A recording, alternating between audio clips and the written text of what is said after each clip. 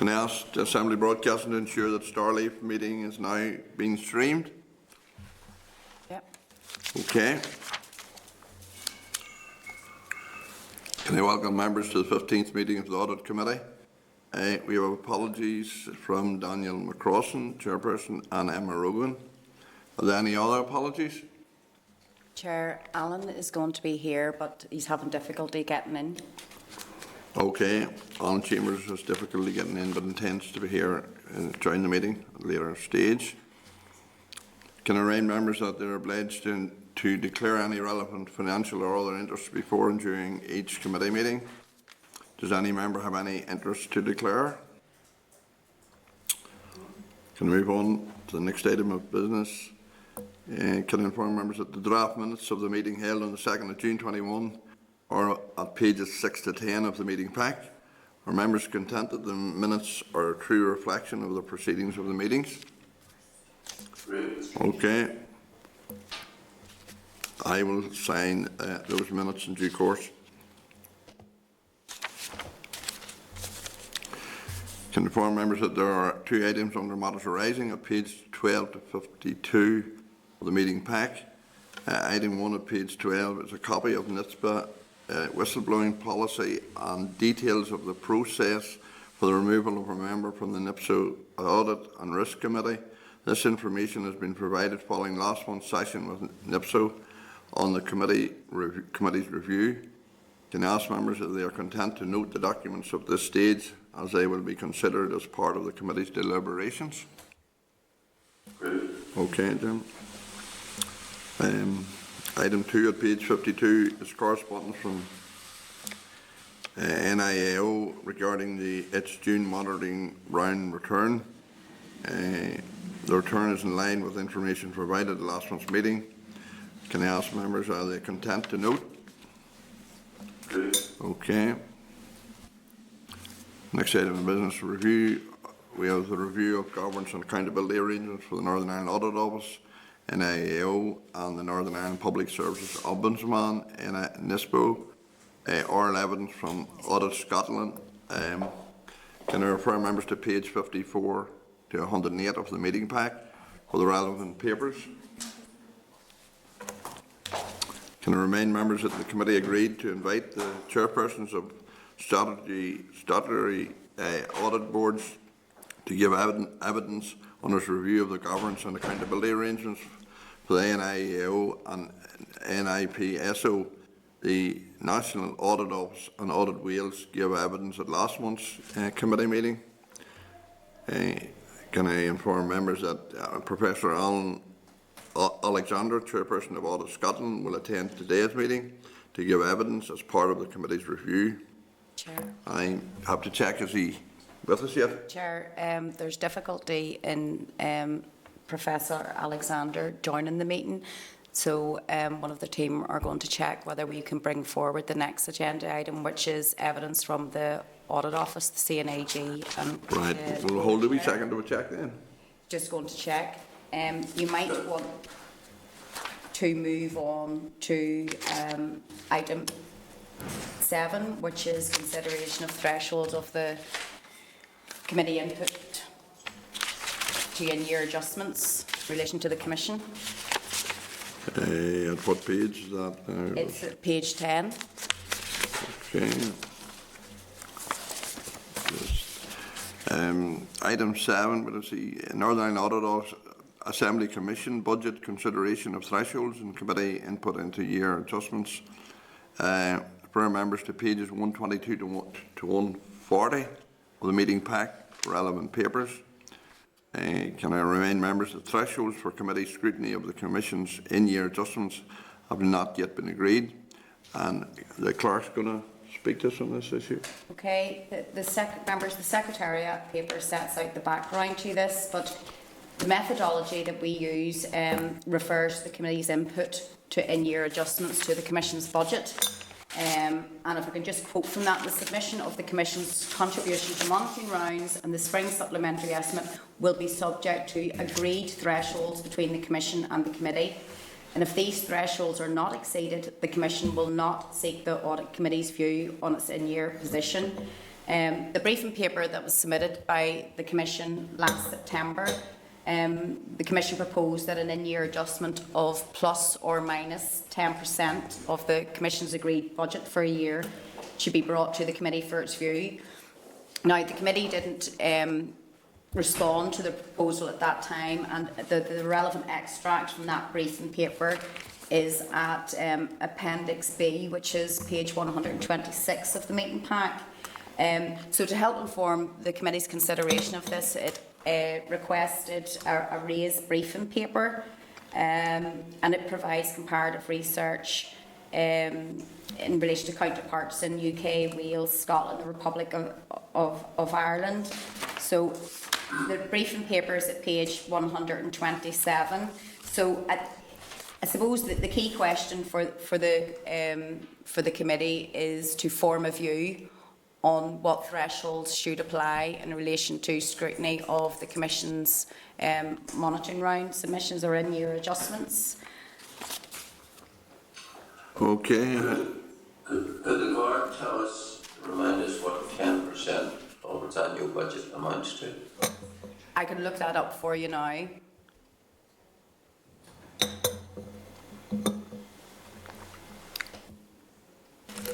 Do you have any view on?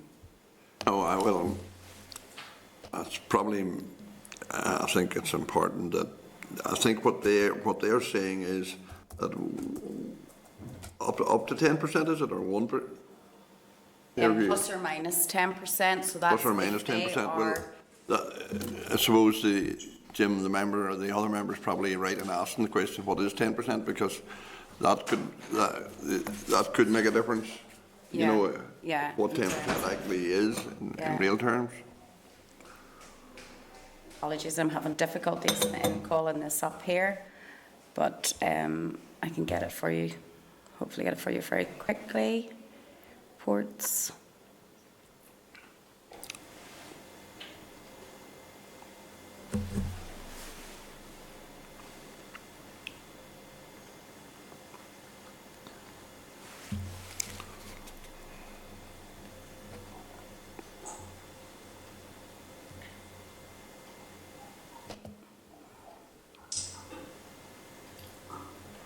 Apologies for the delay.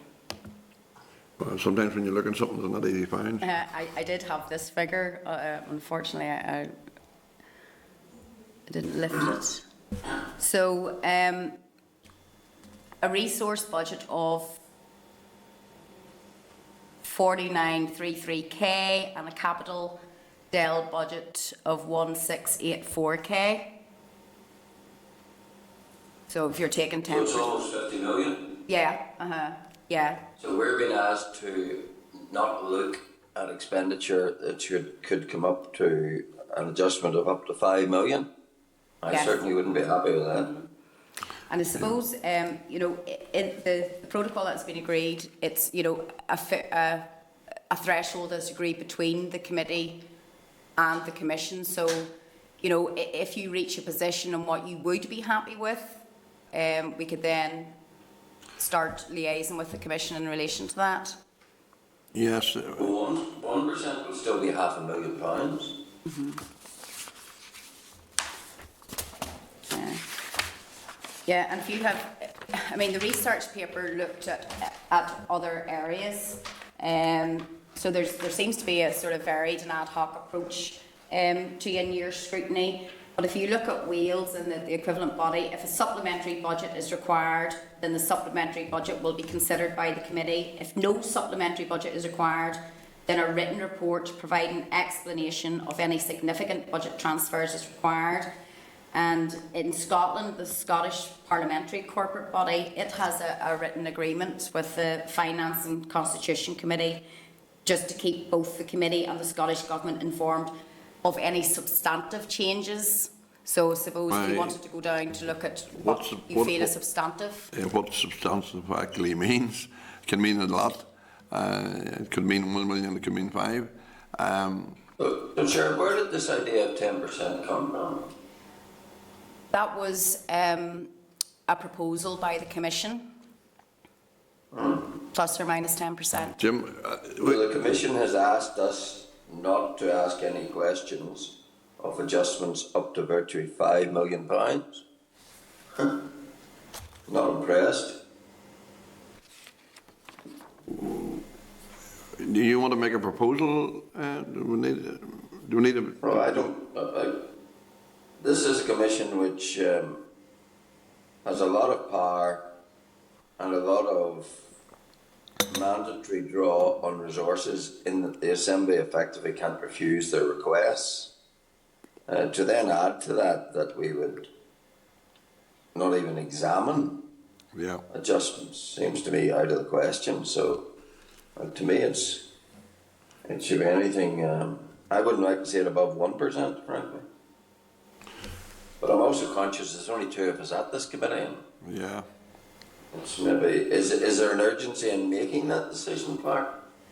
There isn't an urgency, but you've already had one monitoring round, you had the June monitoring round, then you have the October, you know, the January is the third in the round. So you can bring it back after recess if you want to give it some further consideration. We will be looking. Well, I'm thinking more if two people which is a minority on the committee make a decision that doesn't urgently have to be made because we can still make it in September. Yeah. Okay. Well, Mightn't be the best practice, but I'm just putting down a marker that maybe 1% would be more than enough. yeah. We will be looking at codification of the committee's role in relation to the Commission's budget after recess. So you may well want to look at that in the round at that point. Mm-hmm. Yeah. 1% then equates to much, Jim? That equates to $500,000. $500,000. Yeah, it's fairly sizable. Okay. A lot of money. Yeah. Given. Okay. Well, I propose, Chair, that having expressed those views, we actually delayed the decision until September, which still gives us time for the October monitoring. I'm a wee bit anxious about only two people making a decision on this committee. Okay. Okay. That's grand. Then we'll defer this to September. Okay. Then there's no letter to be issued. Then we'll issue a letter explaining that to them. I suppose we have. No, We don't? this is just what we can do. I'll just put it back on the agenda for the meeting that's scheduled for the end of September. So if you just want to move on to the scrutiny schedule, just go to the end. I know. Yeah. We have to leave to come back to the other. Then, not right. Yeah. Next item of business scrutiny schedule. Refer members to pages 142 to 144 of the meeting pack for the scrutiny schedule. Are members content to note that? Okay, Jim. Yeah, I think so. Yeah. More the chairperson's business. Can I inform members that the Clerk and Member Support Office is seeking expressions of interest for a member development session on effective questioning at the beginning of September? Any member wishing to express an interest should contact the Clerk. Okay. In relation to committee input on FRI matters during summer recess, inform members again that it is normal practice for committee to delegate authority to the chairperson and deputy chairperson during periods of recess to submit views on the releasing or withholding of information in any non-routine contentious freedom of information request received. In previous mandates, at the final meeting of each session, the committee agreed to this delegation of authority and that the committee would be advised of any requests. The views expressed by the chairperson or deputy chairperson and the response issued by the FOI unit at the first available meeting following the recess period. Members content to continue with this practice? Great. Okay. Go on to correspondence and inform members that there are 8 items of correspondence in the meeting pack. Draw your attention to a number of them.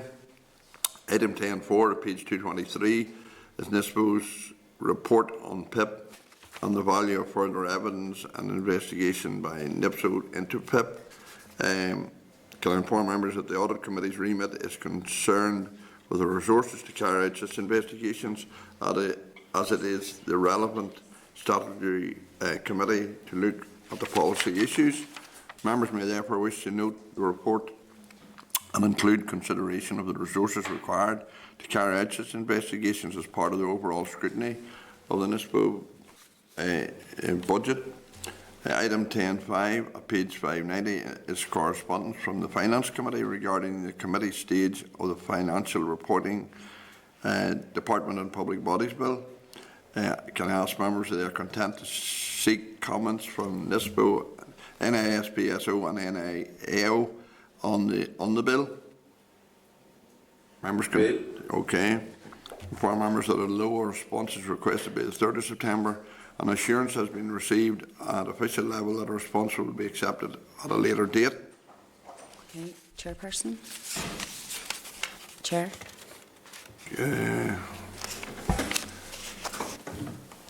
Can I ask members if they are content to note the remaining items of correspondence? Okay. So we need to go back then, do we? Yeah. Officials of NIAO, Over there. So page 7. Okay. So we have to, Professor Allen, Peter. Well, he's not. Oh, right, okay. So we've got Audit Office officials coming in now. Okay. Move to the next item of business. I'm told that Audit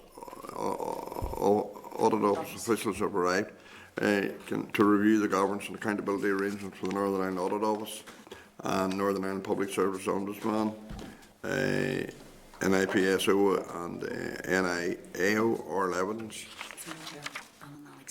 Chair, could we just clarification? Is Professor Alexander joining us at all, or is that item not proceeding?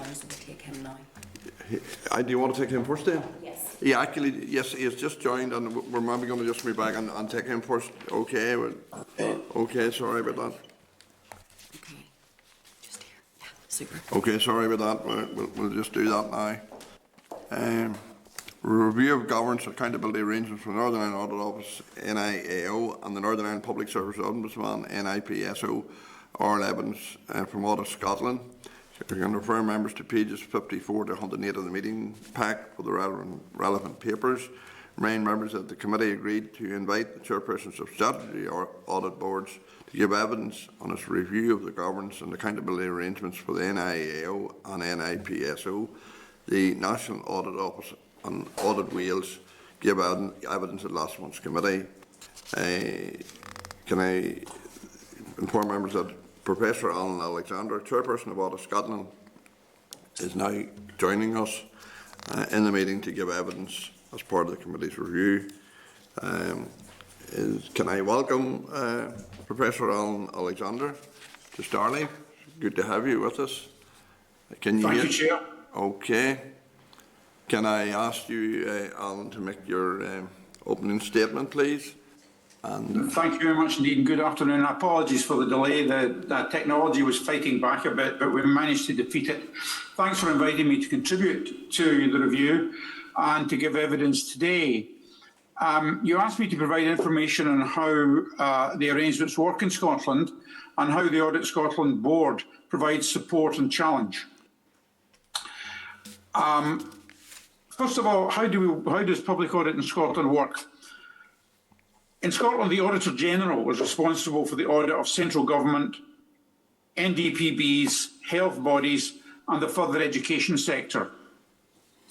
The Auditor General is a Crown appointment made on the recommendation of the Scottish Parliament. The Accounts Commission for Scotland is responsible for the audit of local government bodies, including Scottish councils and the Integration Joint Boards for Health and Social Care. There are 12 members of the Accounts Commission, and they are appointed by Scottish ministers. Audit Scotland provides services to the Auditor General and the Accounts Commission to enable them to discharge their respective statutory responsibilities. My board at Audit Scotland has a statutorily defined composition. It has 5 members as set out in the Public Finance and Accountability Scotland Act 2000.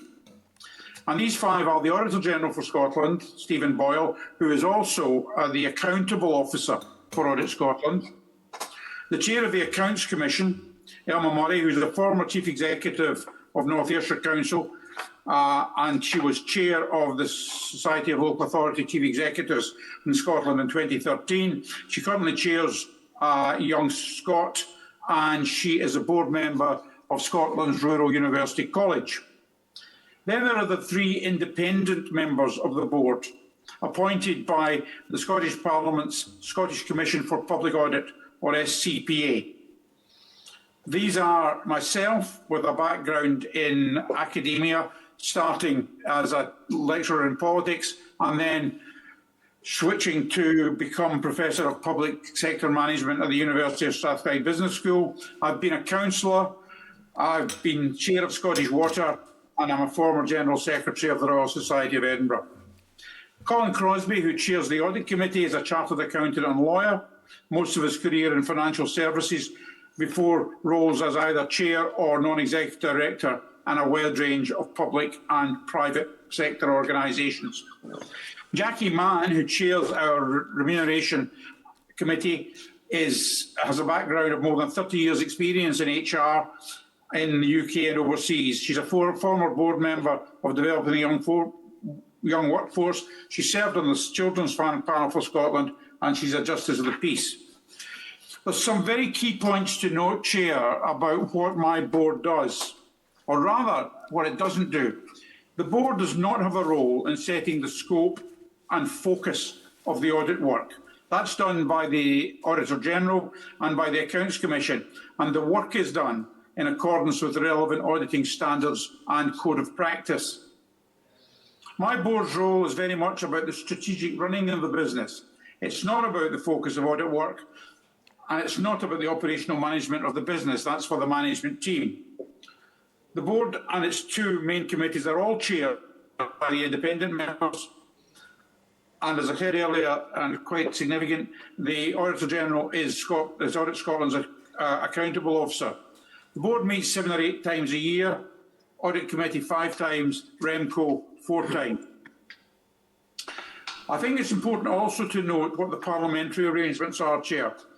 The Scottish Parliament's Scottish Commission for Public Audit scrutinises and recommends Audit Scotland's budget proposals to the Scottish Parliament. It also scrutinises performance when considering the annual report and accounts of and our audit quality reports. It focuses on Audit Scotland, not on the audit work itself. It also commissions an annual appraisal of my performance as chair. The Scottish Parliament considers audit reports made by the Auditor General. The Parliament's Public Audit Committee considers all reports made by the Auditor General. Other parliamentary committees also take evidence on the reports relevant to their respective remits. There were, just to give you a flavour of that, 43 parliamentary engagements during the 20 to 21 session. Finally, the board's support and challenge role.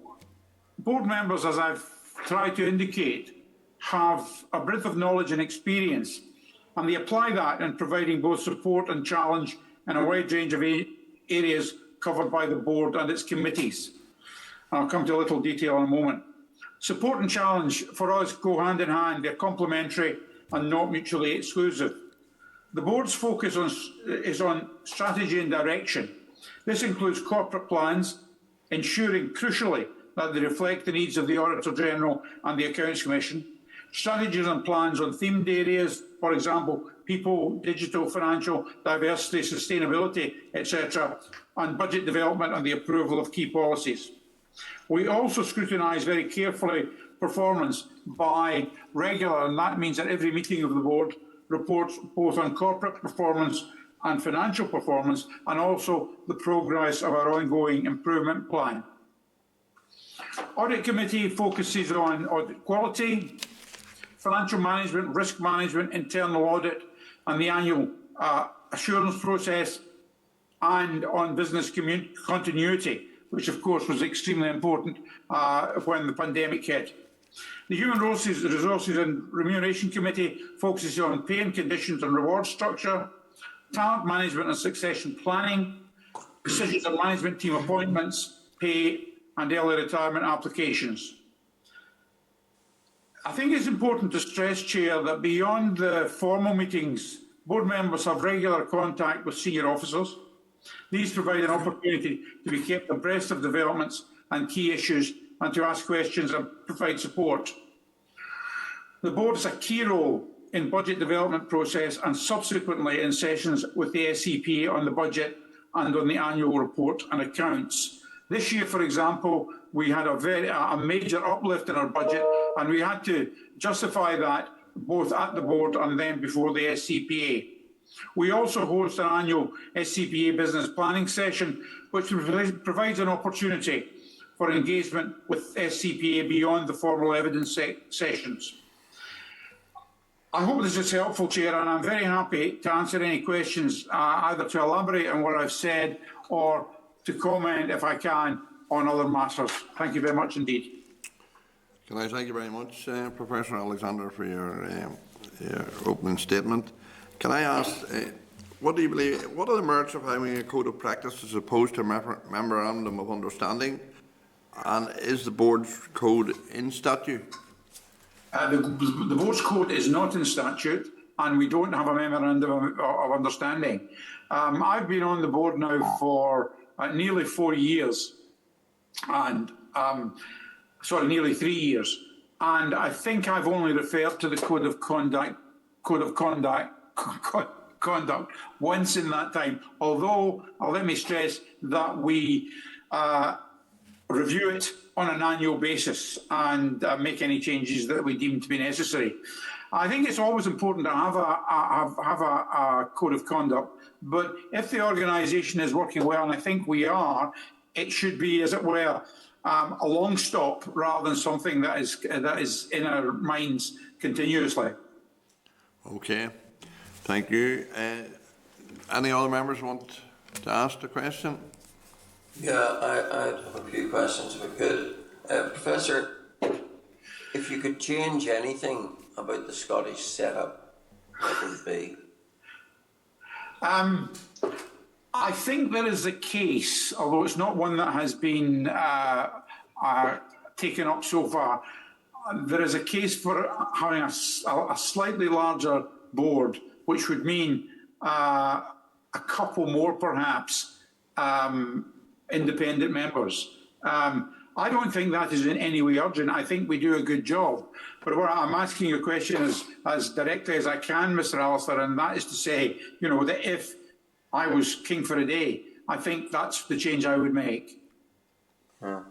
Just to take you back over the various arrangements, you have the Auditor General, you have the Audit Commission, and then you have the statutory board. Yeah. What does the Commission do in all of that? What does the Accounts Commission do? Yeah. It's responsible for the audit of all Scottish local government bodies, and it determines what its audit programme is in any given year. So it deals only with local government? Only with local government and with local government related bodies. Everything else is done by the Auditor General. And is it independent of or an adjunct of the Auditor General? It's independent. Both set up by the same piece of legislation, but the Auditor General is appointed by the Crown on the advice of the Scottish Parliament, whereas the members of the Commission, and indeed its chair and deputy chair, are designated by the Scottish ministers. Yes. And has local government itself any input into that? Not directly. What one doesn't know is the degree of consultation that might go on behind the scenes. But the process of recruitment of members to the Accounts Commission and the appointment of chair and deputy chair is the exclusive preserve of the Scottish ministers. Do you think that's a more healthy arrangement than one where there would be a section of the Auditor General's office looking after local government? Well, what I would say is that it works very effectively, and I think that the Accounts Commission is held in very high regard by Scottish local authorities, and they accept that this is a responsible way to do their audit. And what it does, of course, is to produce another centre of expertise to underpin the audit process. And how do they maintain their independence from local government? How do they avoid becoming too cosy with them?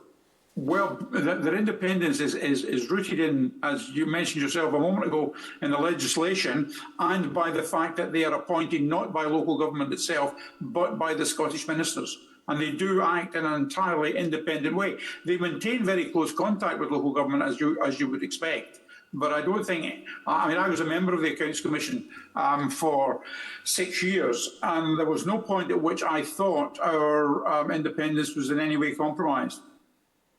Would there be individual members of that local government audit commission allocated to work with a particular local government in one area, or would they have a general oversight, which means the officers involved are never constant, they're changing?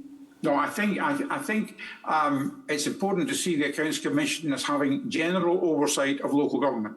It does the auditing, the financial audit of the accounts, but it also is responsible for auditing best value. Now, in the case of best value, when it has follow-up meetings with the councils that have been examined, then the Commission will nominate 2 of its number to go and meet with the council. When, for example, a best value report will typically include an improvement plan that is recommended to the council, and in that case, I'm assuming, and it operates the same way as it did when I was on, then a couple of members from the Accounts Commission would do that follow-up. Right, but I'm interested. Is there a situation where it's always the same officers for a particular council? No. It would be done entirely ad hoc, and you have to. Why is that important? Sorry? Why is that important? I think it's important because there is such a thing as institutional capture, and I think it would. It's the analogous position is with auditors, professional auditors, where there is a good practice which involves rotation of the auditors, and I think the same principle applies. So, in terms of your position as chair, just remind us who appointed you. I'm appointed by the Scottish Commission for Public Audit, which is a parliamentary body. So ministers have no input into the appointment of myself or the other 2 independent members of the board. And the Auditor General has no input? The Auditor General has no input either. No, he is a Crown appointment, and I think it's quite important that, and there's a sense in which his independence supports mine and vice versa. So what would you think of a situation if in your circumstances the Auditor General appointed you? That would change the pattern fundamentally, because the fact that he is independently appointed and I am independently appointed supports the independence of both of us. It also makes it easier for us to have the kind of working relationship that's essential, given that Audit Scotland provides the services that allow the Auditor General to do his job. Yeah. Is there any duration limitation on the length of time someone can serve in any of those posts? The Auditor General is appointed for an 8-year non-renewable term, and the independent members of the board are appointed for a 3-year term renewable once, and it is from among these 3 that the Scottish Commission for Public Audit appoints the chair. So I had been, just to round that out for you, I became a member of the board in October of 2018. and I became chair of the board in April of 2020. Both appointments made by independently by the Scottish Commission of Public Audit. I should perhaps add to that, Mr. Alistair, that I have no input at all into the recruitment of my own colleagues.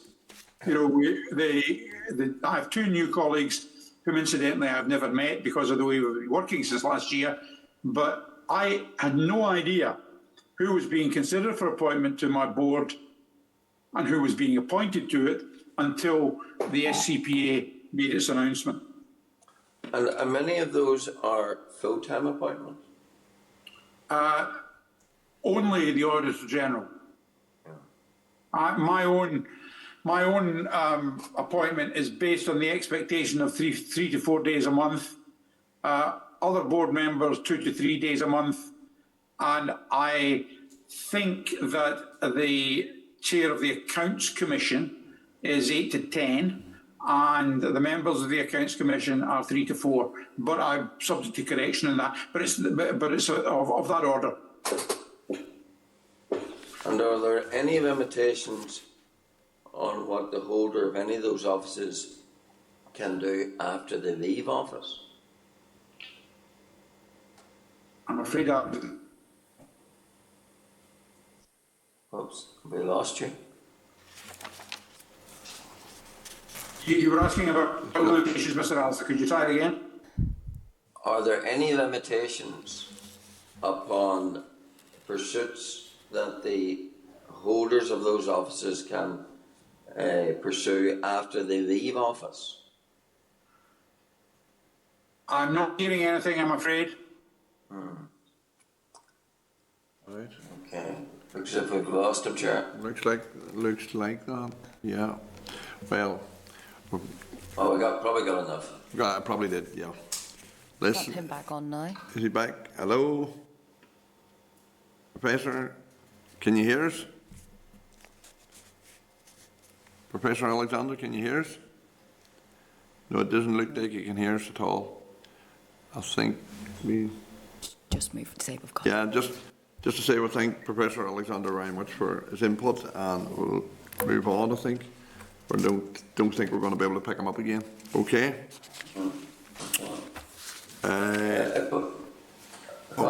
This is on Hansard, yes? Yes. Yeah. Okay. Okay. Move on to the next item of business, and review of governance and accountability arrangements for the Northern Ireland Audit Office, NIAO, and Northern Ireland Public Service Ombudsman. Oral evidence. Refer members to page 110 to 120 of the meeting pack for relevant papers.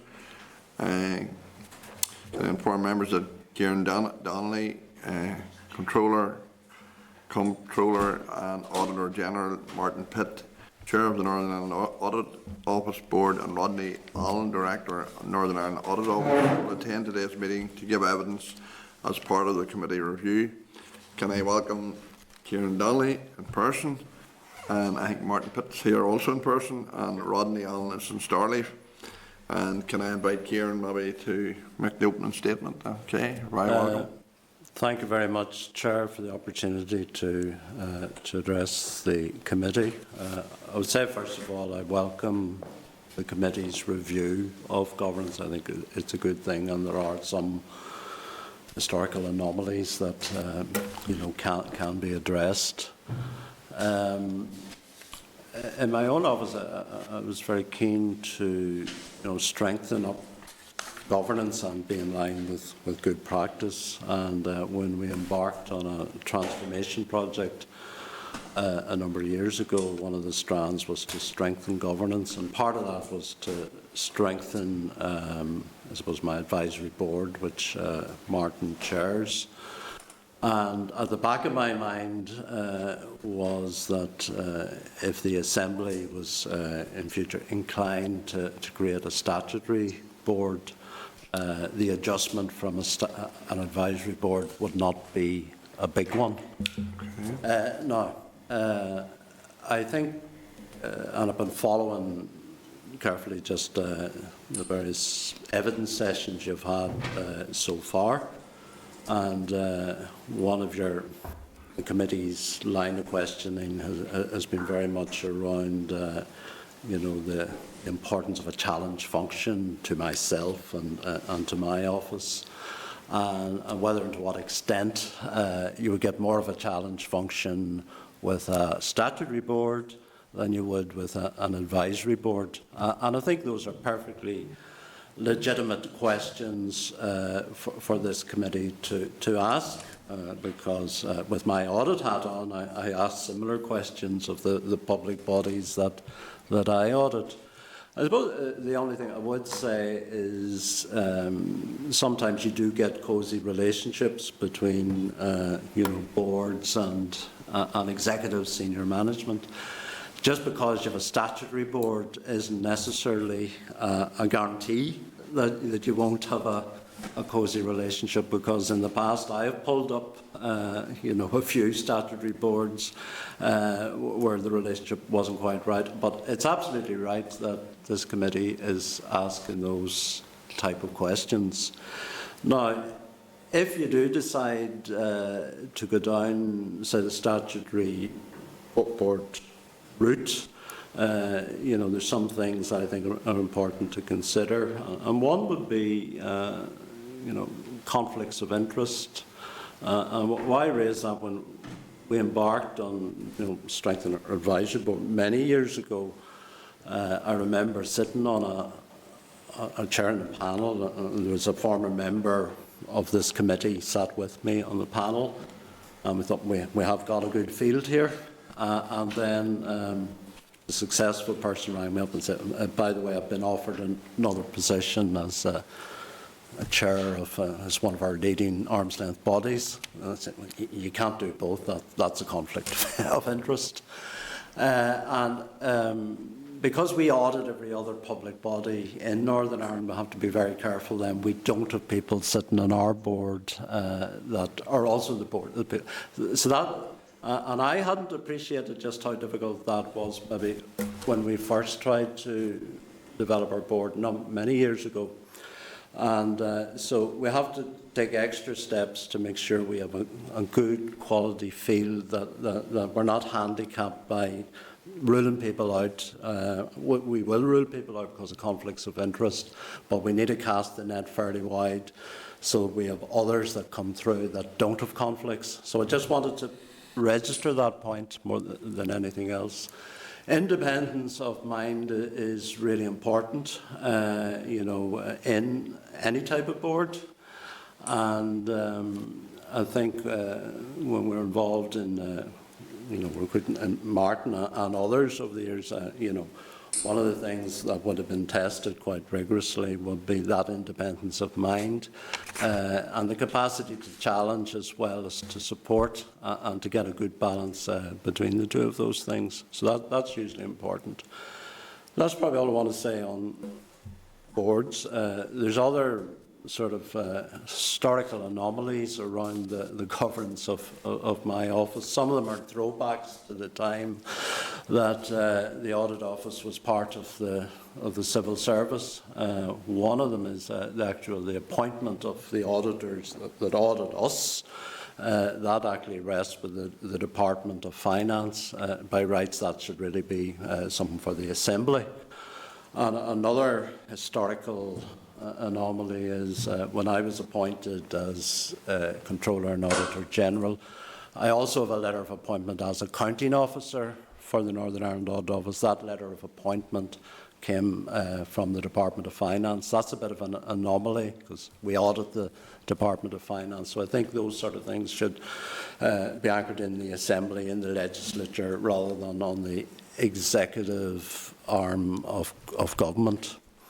Another thing we put through in the submission was maybe an opportunity to regularise just the whole interface between central government and local government audit. My remit is on central government audit, but I have no locus on local government audit. So there is an argument that you could have a one-stop audit shop that covers both central and local government, and that's the way the system works in Wales. There's other things you're interested in, and it's probably not for me to comment on, like the tenure of the CNAG, so I'll not really comment on that one. But I very much welcome the fact that the committee is looking into all of these matters. Okay. And pass it to Martin. Yeah. Okay. Thank you, Chair. What I would like to cover is just very briefly my own experience and then really how the advisory board works so that the committee can compare and contrast with what you've heard from others. So I'm an accountant by profession. I've worked for over 30 years for PricewaterhouseCoopers as an audit partner specialising in public sector audit and focused very much on governance and risk management. Since I've retired, I have been involved with a number of boards, mostly charities, as well as undertaking the chair's role here. I also am an audit committee member in the Republic of Ireland with the Health Service Executive. I was appointed in response to an advertisement I saw, and I work with 3 other board members. One, a professor in accounting at Queen's, another, an auditor who spent most of his years working in the bank, and finally a lady who, as well as being a former chair of the Labour Relations Agency, really has a human resources background, working in the health service. So, for me, the key to this is not actually the structure that you put in place. I think that's entirely up to yourselves, but I think it is important from my perspective that you get people with the right expertise and experience so that there is a professional respect in working with the Controller and Auditor General, but also a healthy tension, and that would be my key takeaway. In terms of how the board works, we meet 4 times a year at least, and the board is supported by an Audit and Risk Committee and Remuneration and Human Resources Committee. In terms of the work, right at the outset, I agreed to terms of reference with Kieran in terms of what the scope of our work would be. It is based on the Memorandum of Understanding that this committee has, but as you know, that it needs updated. So I also took account of the National Audit Office Code of Practice and indeed the similar documents in Scotland and Wales.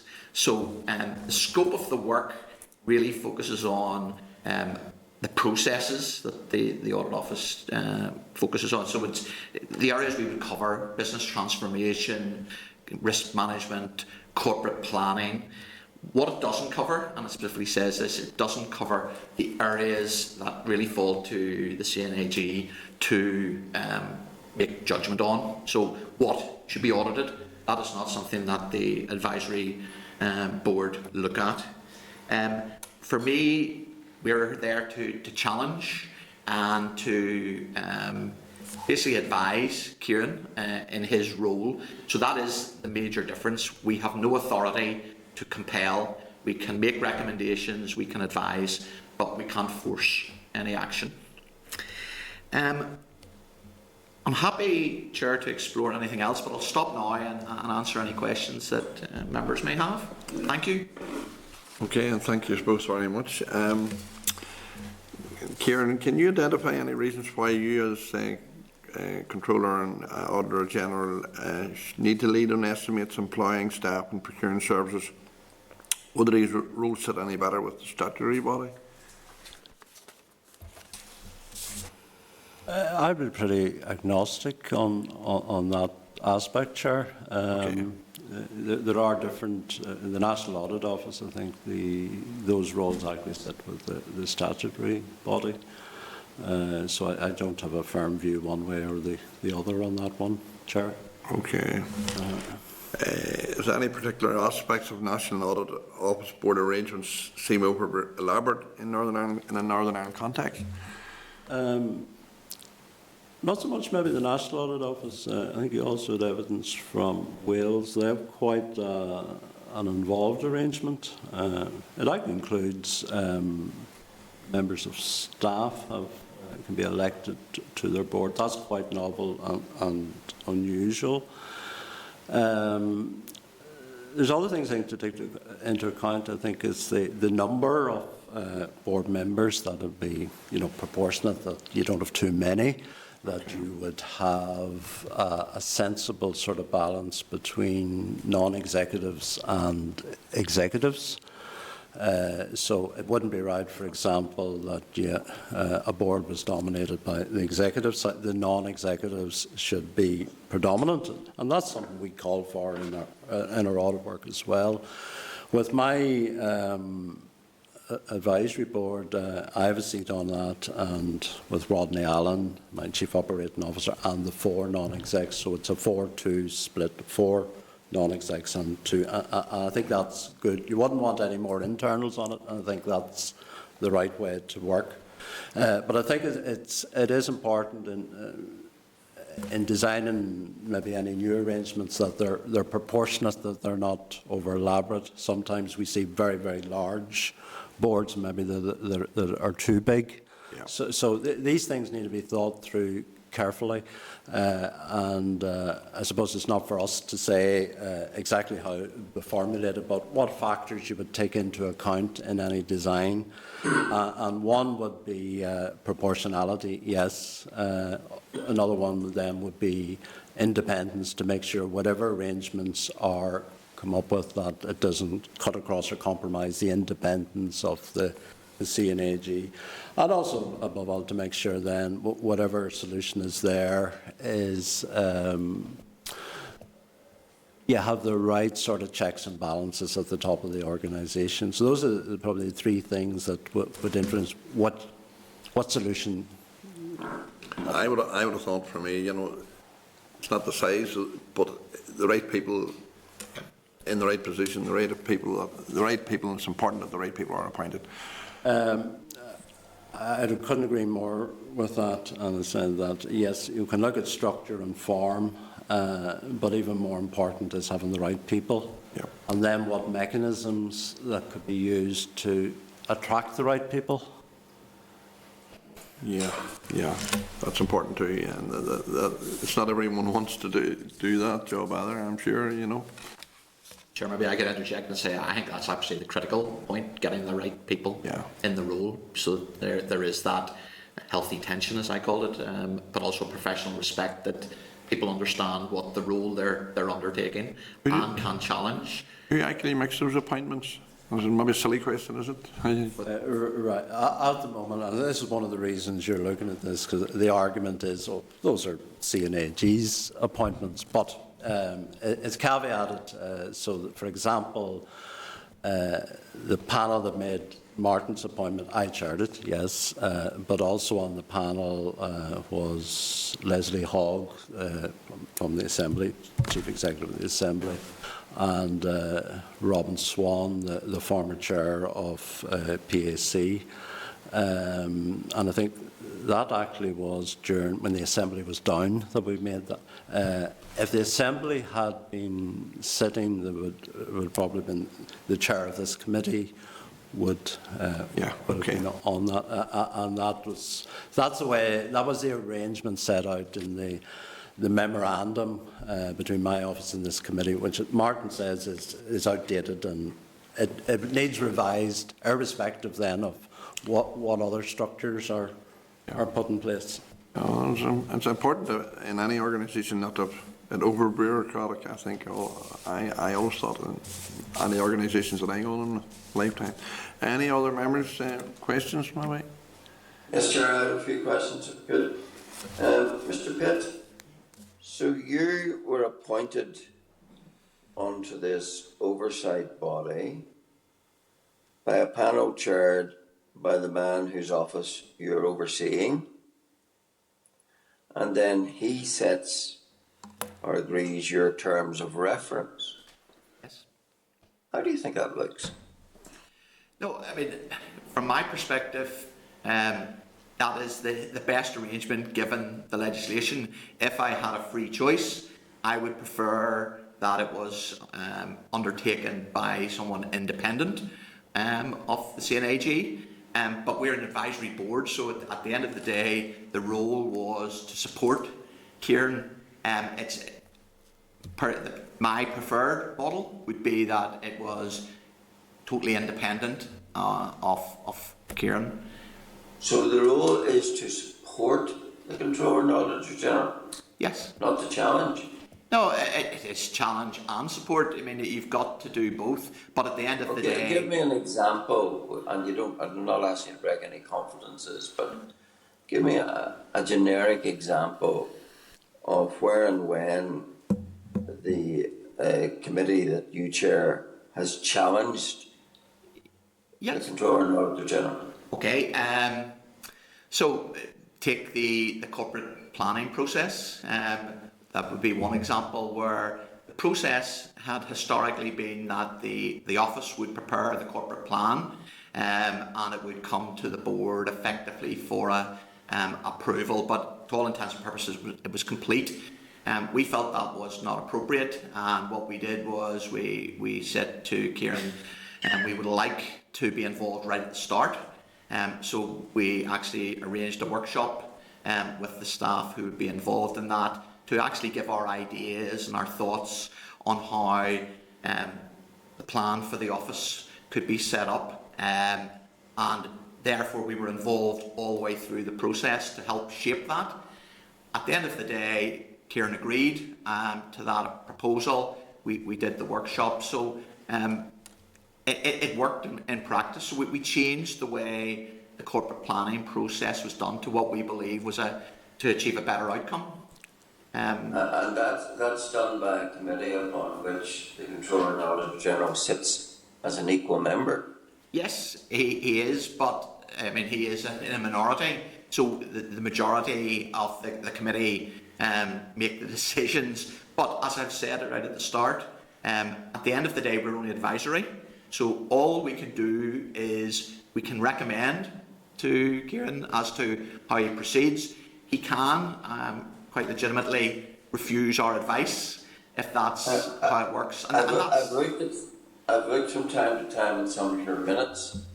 Maybe they don't record this, but I can't recall reading that a majority of the committee decided anything different from what Mr. Donnelly was comfortable with. Is that fair? Has there been a fundamental disagreement? No, there hasn't.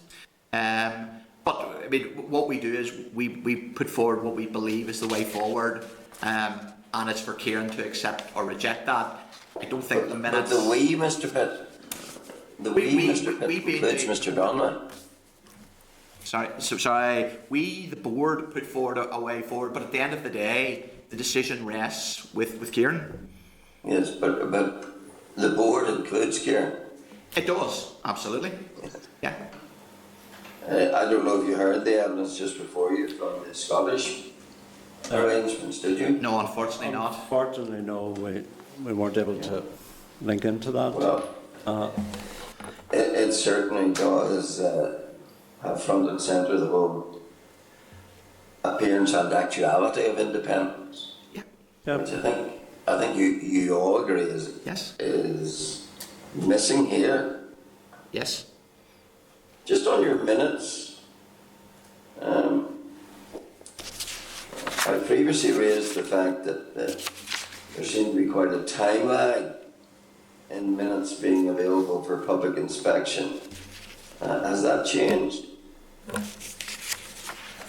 I mean, they follow through the process where they're approved at the next meeting and then are immediately published. So there is the time lag between meetings, except that, but... I think we'd be happy to look at that.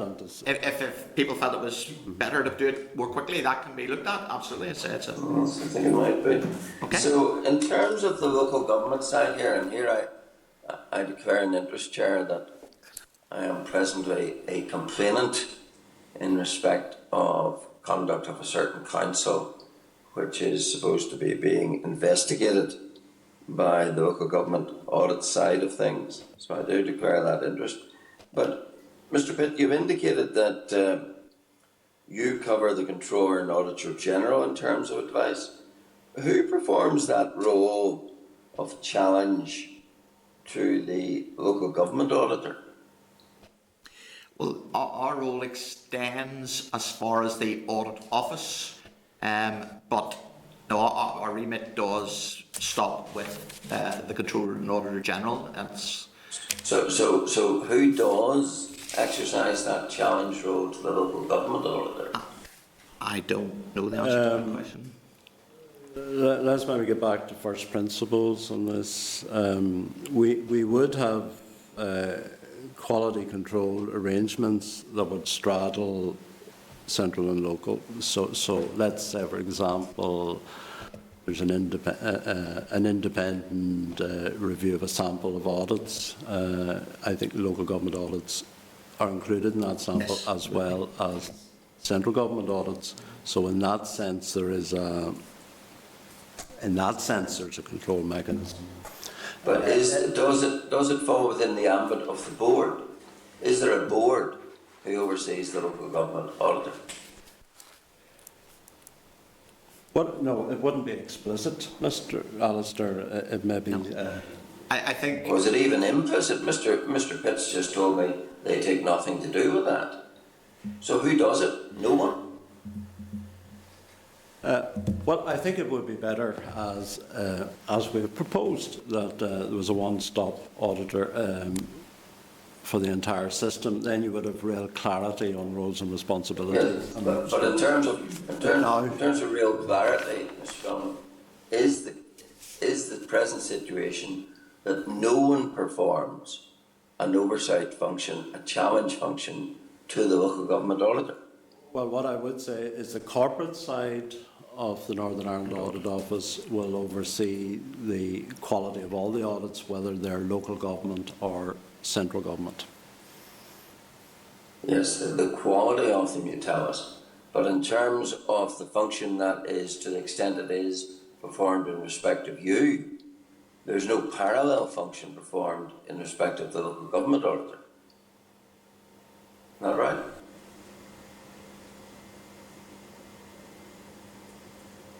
Technically, yes, I think, yeah. That's right. But in practical terms, you know, we. So I think the answer to your question is that there's no equivalency for the local government auditor. Having said that, the board will look at the Audit Office in totality, which does include the processes that cover local government. So we will look at the audit quality processes across the office. So if, for example, I or someone else had cause to complain about the action or inaction of the local government auditor, would there be any point in such a complainant addressing anything to the board? I think yes, because the board will look at the complaints process in terms of if the process isn't working or if there's recommendations to be made as to how that can be improved. I think that's where the board's remit covers. So it covers the process, and if someone is unhappy with how the process is working, certainly that would be how we would certainly cover that. In terms of actually dealing with individual processes, individual complaints, the board don't take a role in that. So we look at the process, but we don't look at individual complaints. But the process is informed by how individual complaints are conducted, surely? Yes, absolutely. So, I mean, we do take that on board, but what I'm saying is we would have, if we do it insofar as it impacts the process, to make sure it's being done correctly and that it's done within the timescales that are set out and it's been properly followed by the office in how they've responded to complainants. And where that hasn't been the case, then what action that the office is taking to remedy that and to improve it going forward. It's quite clear that there's a considerable gap in oversight of the local government auditor. I'd make a distinction, Mr. Alistair, between oversight on audit judgments and the processes that Martin was talking about. Certainly I have no locus on the judgment side of things. I have no statutory role there. So you're right to that extent. Thanks for now. Okay, thank you, members. Can I thank you, suppose, for coming along and giving your evidence, and I'm sure we'll be in touch at a later stage. Thank you very much. Thank you, Chair. Okay, Thank you. thank you very much. Just do.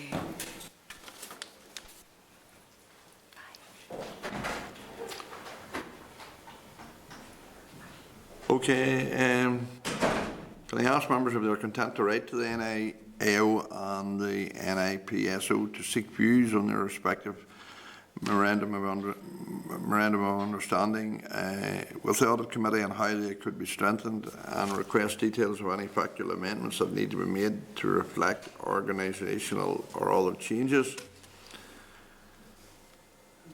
Well, why are we doing that if we're in the midst of a review as to whether, in fact, we need proper statutory footing for all of this? That seems to me to be just trying to see how we can fix up the present system, whereas I think this is a review which is much more fundamental than that. Okay. Yes, I mean, I know the committee has to deliberate on the evidence and make its recommendations, but that will take time if, you know, we need a legislative mechanism to be able to make those changes. So it's something that perhaps could be done in the meantime. So it's a stopgap. Well, I suppose it's making things factually correct until the committee decides on what it's going to recommend as the way forward. Will there be, now, Jim, you can maybe keep us right on this, you know, maybe, is there time within this mandate when this is finished to? No. It's not, that's what I thought. I think we'll probably get this report to the Assembly within this mandate, but any follow-through legislation obviously won't. Yeah, so, you know, given that, I suppose that's where I think coming from. That's okay, yeah. Okay. Well, is members content that all the necessary oral evidence has been taken to allow the committee to commence deliberations on the review after the summer recess? The only point that occurred to me was I think within our review we are interested in the local government side of things as well. We could hear from the local government auditor, because the points that I was raising just a short time ago, I think, are very pertinent to that post. So I was wondering, should we in fact invite the local government auditor to come before us? Is it within our remit? Well, if members are content, we can do that, yes, because the local government auditor sits within The Audit Office. Okay, we can do that, but that's... We just might also establish the local government auditor moved on to other things, and I think that presently is only an interim. So it might be useful just for our own information to know, is there a process of appointment underway, etc. Or indeed, has the post been properly and fully filled? Okay, is that okay? Okay, everyone content? Yeah. I think that's all the business for today's meeting, isn't that right? their business. Yeah, that's all our business, so they can advise me, there's no one has any other business they want to bring forward? No. Can I say the date and time of the next meeting? Will be Wednesday the 29th of September in room 29 at 12:40 p.m. And can I, as Vice Chair, wish everyone a good summer break, and I hope you all have a nice break. Okay, thank you very much. Thank you. Meeting is adjourned. Okay. This is the Northern Ireland Assembly Committee Room 29. This is the Northern Ireland Assembly Committee Room 29.